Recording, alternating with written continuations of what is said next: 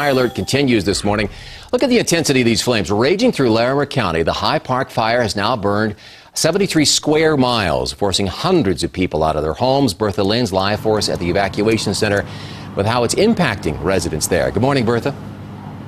Good morning, Mitch. And it has had quite an impact on the residents here as they continue to get updates on the fire and follow every little bit of news that's coming out of that fire. There's been a lot of uncertainty for those people, but they're starting to get some resolution. Some people are being informed that they can go back to their homes. Others, however, in bittersweet news, cannot yet go back, and they have no idea when they'll be able to go back. So this shelter behind me, the evacuation center, is still operating. And I'm talking now with Patricia Billinger from the Red Cross. Good morning, Patricia. Good morning. It's nice to have a chance to talk to you and get an update on the shelter and how things went overnight.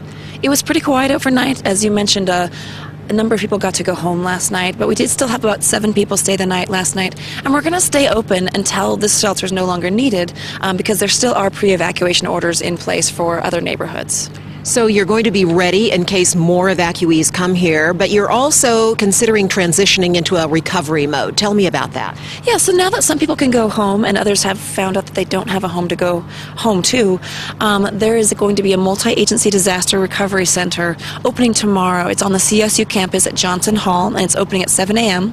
And whether you lost your home or not, there's a whole bunch of resources there. The Red Cross will be there with caseworkers to help guide you in your way and help your planning.